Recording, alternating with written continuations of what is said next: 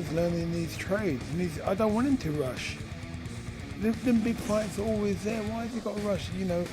Again, that's possibly harsh on Conor because he's naturally a much smaller fighter. So, in fact, you know, it's proven. If you struggle with the weight, it will take away from your punch resistance. It does. If you struggle with the weight bad and you get caught on the chin, you'll feel the shots a lot more. Nigel Benn urges Conor Benn to pull out of his rematch with Chris Eubank Jr. because he senses real danger looming over his son. Conor still looks unsettled, while Chris Eubank Jr. has transformed into a sharper and far more disciplined operator. That level of improvement makes Chris a serious threat Conor may not be ready for. Well, you know what? Because he went in there with the wrong attitude, and not only that, Pioneer caught him with a good shot. Nigel Benn practically admits Conor is breaking down, and hearing that from his own father is brutal. He is saying the training is too much, the body is failing, and the engine is fading. That paints Conor as a fighter collapsing under pressure, while Chris Eubank Jr. looks fresher, stronger, and far more reliable. I don't think he can do it any longer because the way that he trains, your body can't do that. I look at his training, I get tired, mate. And with Nigel sounding this doubtful, Brian Bomack offers a completely different energy as he talks about Eubank Jr.'s progress. Bomack's words show just how dangerous Chris Eubank Jr. is becoming. While Conor Benn is being told to pull out and looks mentally shaken, Chris is in the gym sharpening every tool with elite sparring and full discipline. His improvement makes the matchup look even more one-sided than before. Man, this sparring is great, man. Got some great guys come in. He's really doing what we asked him to do. He's improving, and that's the best part. Duke McKenzie exposes the truth Conor refuses to accept. Chris already beat him convincingly and now walks in with a psychological edge. Conor was never winning that fight, and everyone knows it. With Chris stronger, calmer, and the naturally bigger man, the rematch looks even harsher for Conor. Right, you know what's going to happen. Yeah. I'd be shocked if Eubank loses. I don't really see that happening. Again, he's fighting a career-best welterweight. He knows that. From a psychological perspective, when you know you've got a smaller guy in front of you, you kind of start 2 or 3 rounds up in your own mind. So, like I say, when you look at the fight, it wasn't close enough to warrant a win for Benn. Bomack makes it clear Chris Eubank Jr. trains with the urgency and hunger of a champion. No noise, no excuses, just pure work. Meanwhile, Conor Benn's own father is asking him to pull out. One man is grinding and improving, the other is drowning in doubt and confusion. It's hard to beat a guy that already didn't beat you. I mean, I could see that Chris is beating him at everything. The press conference, the stare downs, the fight. To me, he got his number, you know. Johnny Nelson delivers a harsh blow to Conor Benn's reputation. He openly says there is no improvement, no development, nothing new to threaten Chris Eubank Jr. with. At a time when Chris is leveling up, Conor looks stuck, predictable, and far from the fighter he claims to be. I was like, never give up on the dream. Like, no matter, like, I was working for Vodafone, like, about 5 years ago, you know, like, while boxing as well, because, like, you need to put money. No. Eddie Hearn sounds almost desperate here, stressing that Conor must improve or he loses again. Bringing in Bomack is painted as some miracle fix, but that only proves how much Conor is behind. Chris Eubank Jr. is already in form, while Conor is scrambling for help and identity.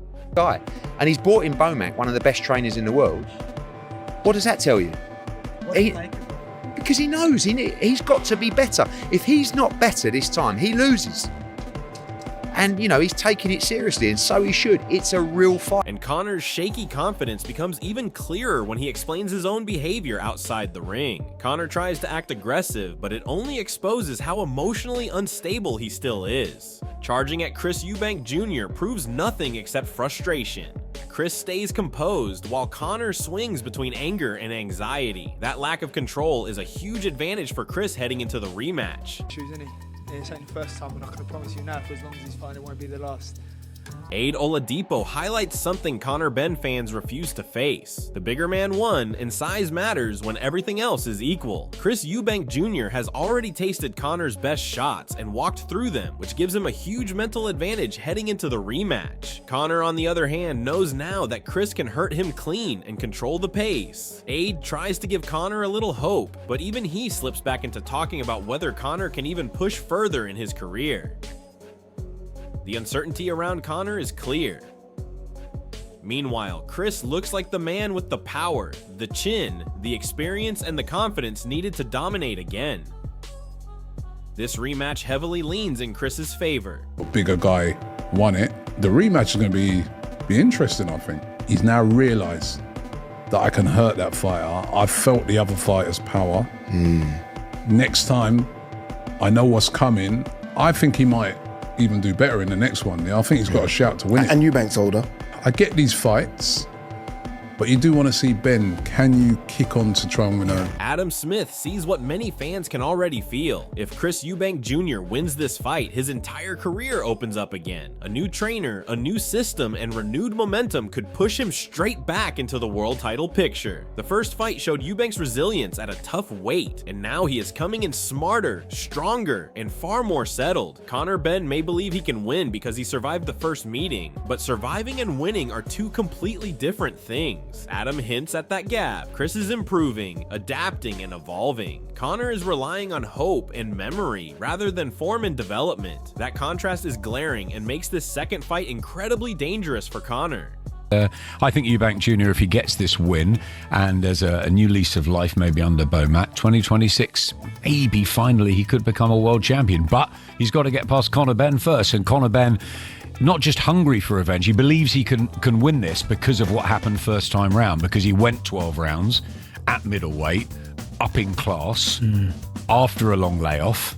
Some people fancy Ben in this. Let me ask. Adam Smith acknowledges that Chris Eubank Jr. is entering the final stretch of his career, but what stands out is how dangerous that makes him. Fighters at this stage fight with urgency. With Ben Shalom and Bomac backing him, Chris has the structure, discipline, and mindset he lacked in earlier years. That makes him sharper and more complete than before. Conor Benn, who has struggled to show any real evolution, now faces a version of Chris that is hungrier and more focused than ever.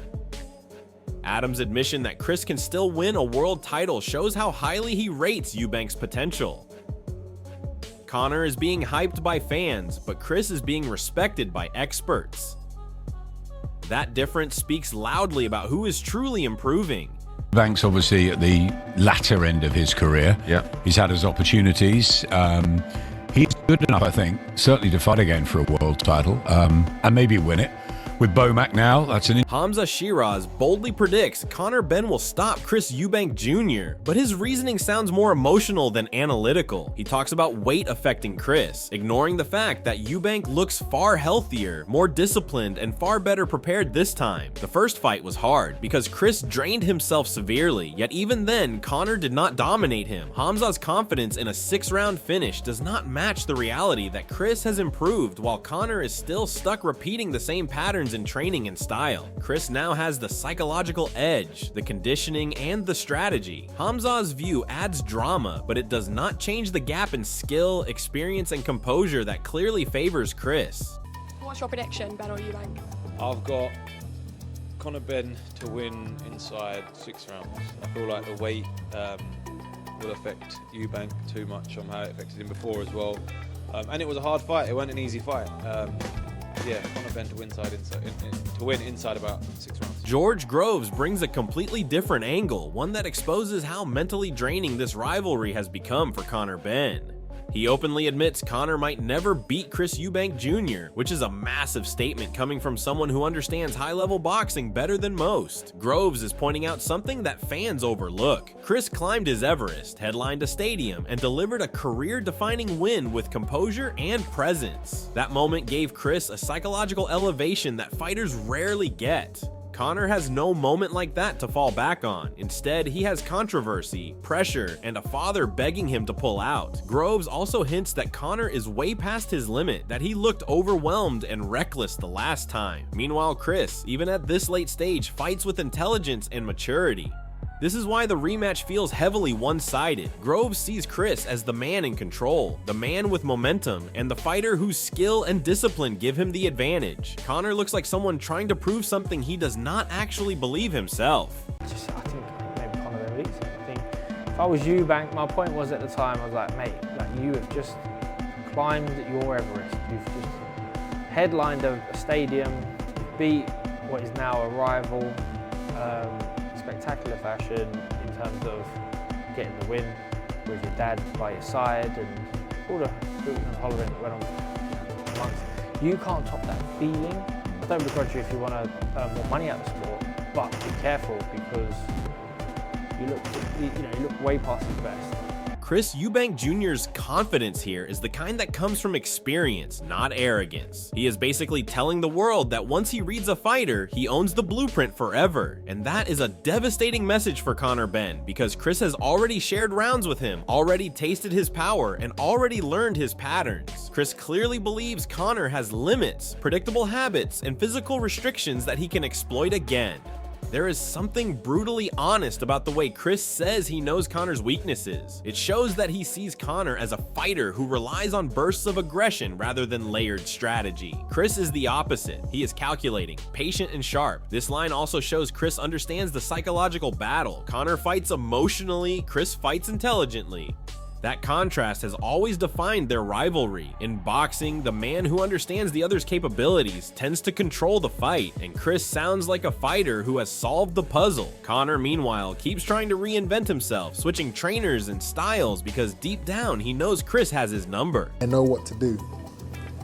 You know, I could get hurt in spars with guys, but after I sparred you once, I know how to deal with you for the rest of my life.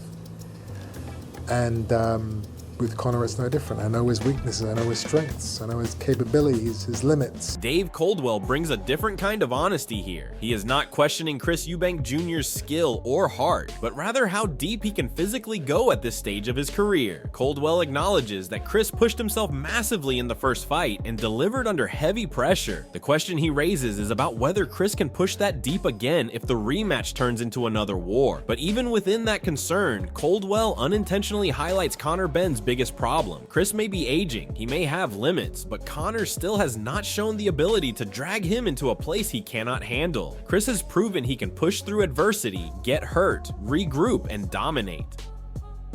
Conor has not shown that level of composure or ring intelligence. Coldwell's comment also shows that even critics of Chris respect his toughness.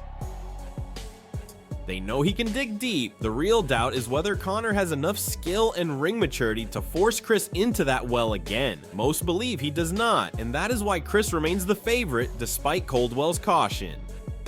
And I don't think at this stage Eubank can do a lot more else. You know, he'll try and do what he did, you know, on fight night. It's whether he can go to the well again. I don't think so. If the fight becomes as hard and if it has the pace and ferocity of first fight, I'd be very surprised and I'd be amazed if Eubank... Duke McKenzie completely dismantles Conor Benn's hype with this breakdown. He calls out the biggest lie surrounding Conor, the idea that he is some explosive knockout artist. Duke flat out says Conor is not a big puncher even at welterweight, which makes his claims of stopping Chris Eubank Jr. sound delusional. Saying Conor mugged himself off exposes how foolish Conor looked in the buildup, talking about knockouts he does not have the power to deliver. Duke also highlights something more damaging. Conor did not respect Chris in the first fight. He threw wild shots, kept his chin up, and fought like a man who believed the story more than the reality. And Duke delivers the harshest truth of all. Conor is not his father. Nigel Benn was a true warrior with devastating power and relentless heart. Conor is trying to live up to a legacy his natural ability cannot match. Meanwhile, Chris Eubank Jr. has embraced his own identity, improved technically and mentally, and built a style that works for his strengths. Duke's analysis shows exactly why Conor is in over his head.